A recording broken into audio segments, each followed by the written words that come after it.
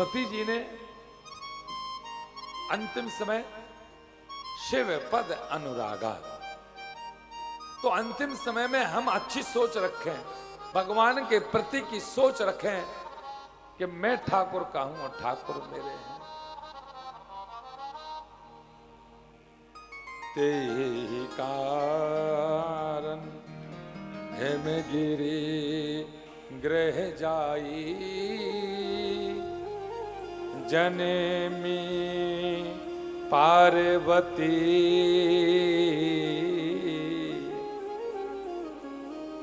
तनु पाई। सती का देहांत हुआ तो तुरंत तही कारण हिमगिरी पर्वत पर ग्रह जाई और जन्मी पार्वती तन पाई। महाराज नैना के गर्भ से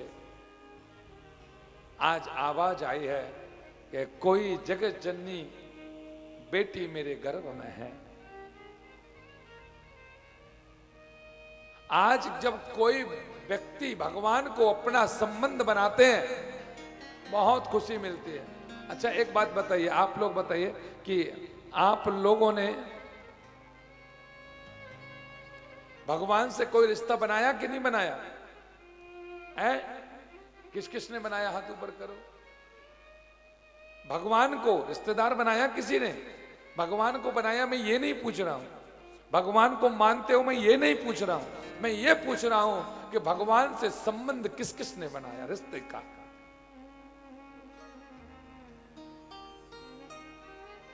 अच्छा हम भगवान को अपना रिश्तेदार माने या ना माने, लेकिन भगवान हमारे रिश्तेदार हैं।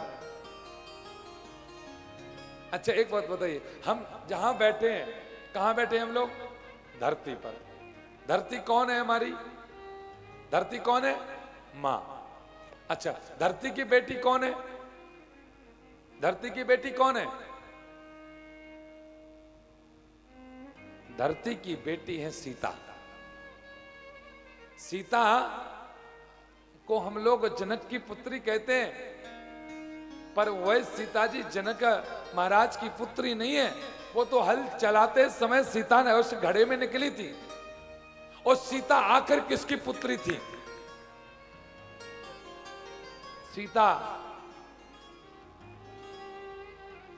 एक जगह वर्णन आया है कि मां जानकी जी, मां सीता जी पुत्र ही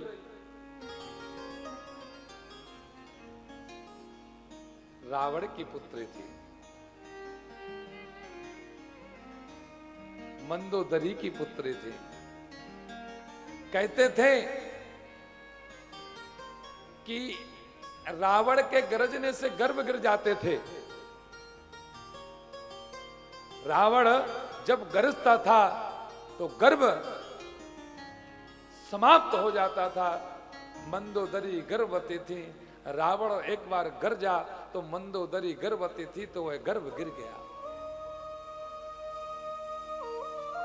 सीता जी का 3 जगह से जन्म का विवरण आया है, 3 जगह से। और एक जगह ऐसा वर्णन आता है कि ये पद्म संहिता में लिखा हुआ है, हाँ पद्म संहिता में लिखा हुआ है कि मंदोदरी जब विवाह नहीं हुआ था, पहले के समय में पता है गर्भ कैसे रुकते थे? अगर मैंने सोच लिया, मैंने उनको पति बनाया, मेरा गर्भ रुक जाए, तो उनके नाम से भी गर्भ रुक जाता था। कुंती ने कर्ण को कैसे अपने गर्भ में धारण किया था? उनको वरदान हुआ था कि तुम जिसके बारे में सोचोगे वो तुम्हारा पति बनकर के तुम्हारे गर्भ को ठहरा देगा। तो कर्ण हो गए थे, तो पछतावा हुआ तो कर्णों को बाद में अलग कर दिया।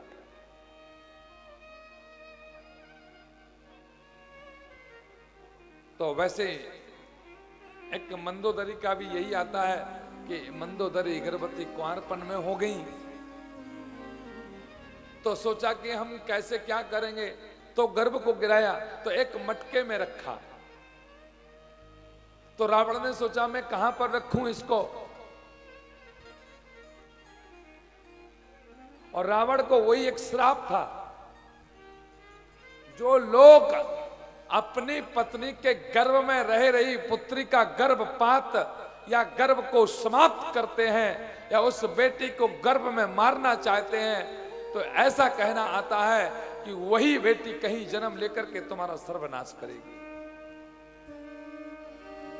और रावण ने यह गर्जना की, गर्भ को गिराया, और आखिर रावण का सर्वनाश हुआ। रावण की लंका जली तो वही पुत्री का कारण बने वही रावण। जनक ने हल चलाया तो सीता जी निकली। तो धरती की पुत्री कौन है? सीता। हमारी मां कौन है? धरती। मां है ना हमारी धरती। तो सीता जी हमारी कौन हुई? बहन। हुई कि नहीं हुई? अच्छा बहन हुई। अच्छा एक बात और बताओ, बहन हुई और बहन के विवाह हुआ तो राम जी हमारे कौन हुए? कौन हुए राम जी हमारे? जीजा जी। बहनों ही हुए। हुए कि नहीं हुए?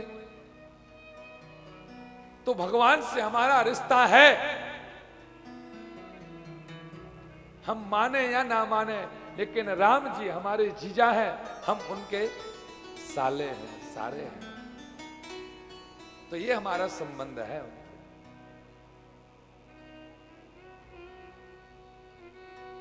तो आज पार्वती जी के यहां पर नैना के गर्भ में पहुंची। जय तह मुनि सुआश्रम कीने, उचित वास है मैं भूधर दे। और जब सती यज्ञ में भस्म हुई तो कहते हैं वीरभद्र आए, उन्होंने विध्वंस किया। दक्ष प्रजापति का सिर 2 प्रकार से बताया कि तुम पूर्व दिशा में चले जाओ। पहले तो भोलेनाथ जी के पास सभी प्रार्थना करने गए। भोलेनाथ जी ने कहा पूर्व दिशा में चले जाओ, जो पहले जो मिल जाए उसका सिर काट करके प्रजापति के ऊपर रख देना, सिर लग जाएगा। अब हम कहें कि प्लास्टर की जो सर्जरी थी पहले नहीं होती थी, आज के समय में डॉक्टर सीख गए। बोले नहीं, ये प्लास्टिक सर्जरी का काम पहले से चला आ रहा है। किडनी का आज ट्रांसफर होता